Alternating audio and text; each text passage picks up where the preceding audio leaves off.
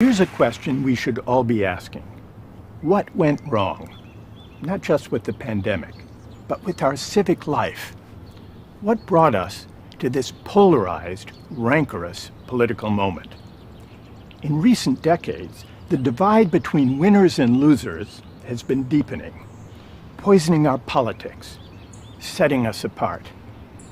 This divide is partly about inequality, but it's also about the attitudes toward winning and losing that have come with it. Those who landed on top came to believe that their success was their own doing, a measure of their merit, and that those who lost out had no one to blame but themselves. This way of thinking about success arises from a seemingly attractive principle. If everyone has an equal chance, the winners deserve their winnings. This is the heart of the meritocratic ideal. In practice, of course, we fall far short. Not everybody has an equal chance to rise. Children born to poor families tend to stay poor when they grow up. Affluent parents are able to pass their advantages on to their kids. At Ivy League universities, for example, there are more students from the top 1% than from the entire bottom half of the country combined. But the problem isn't only that we failed to live up to the meritocratic principles we proclaim. The ideal itself is flawed. It has a dark side.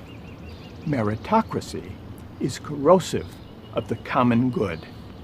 It leads to hubris among the winners and humiliation among those who lose out.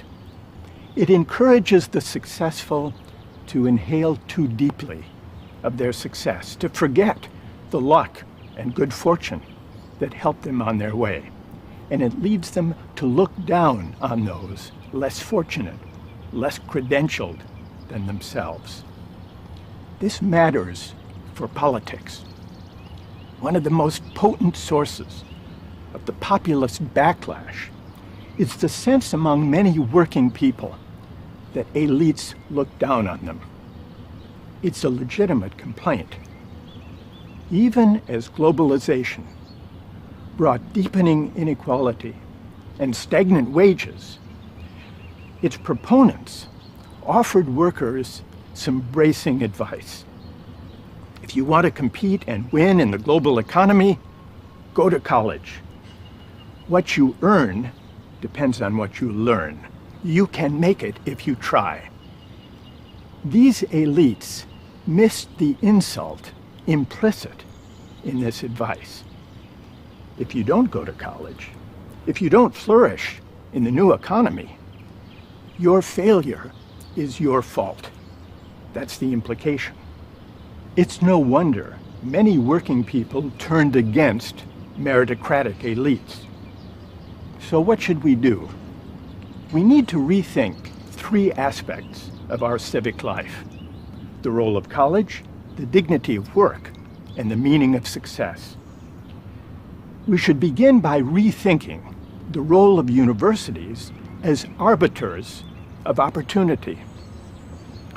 For those of us who spend our days in the company of the credentialed, it's easy to forget a simple fact. Most people don't have a 4-year college degree. In fact, nearly 2/3 of Americans don't. So it is folly to create an economy that makes a university diploma a necessary condition of dignified work and a decent life. Encouraging people to go to college is a good thing. Broadening access for those who can't afford it is even better. But this is not a solution to inequality. We should focus less on arming people for meritocratic combat and focus more on making life better for people who lack a diploma but who make essential contributions to our society. We should renew the dignity of work and place it at the center of our politics. We should remember that work is not only about making a living, it's also about contributing to the common good and winning recognition for doing so. Robert F. Kennedy put it well half a century ago. Fellowship, community, shared patriotism. These essential values do not come from just buying and consuming goods together. They come from dignified employment at decent pay, the kind of employment that enables us to say, I helped to build this country. I am a participant in its great public ventures. This civic sentiment is largely missing from our public life today. We often assume that the money people make is the measure of their contribution to the common good. But this is a mistake. Martin Luther King Jr. explained why. Reflecting on a strike by sanitation workers in Memphis, Tennessee, shortly before he was assassinated, King said, "The person who picks up our garbage is, in the final analysis, as significant as the physician. For if he doesn't do his job, diseases are rampant. All labor has dignity." Today's pandemic makes this clear. It reveals how deeply we rely on workers we often overlook. Delivery workers, maintenance workers, grocery store clerks, warehouse workers, truckers, nurse assistants, childcare workers, home health care providers. These are not the best paid or most honored workers. But now we see them as essential workers. This is a moment for a public debate about how to bring their pay and recognition into better alignment with the importance of their work. It is also time for a moral, even spiritual turning, questioning our meritocratic hubris. Do I morally deserve the talents that enable me to flourish? Is it my doing that I live in a society that prizes the talents I happen to have? Or is that my good luck?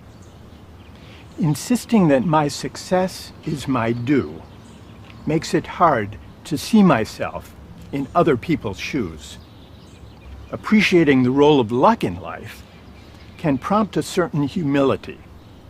There, but for the accident of birth, or the grace of God, or the mystery of fate, go I. This spirit of humility is the civic virtue we need now. It's the beginning of a way back from the harsh ethic of success that drives us apart. It points us beyond the tyranny of merit to a less rancorous, more generous public life.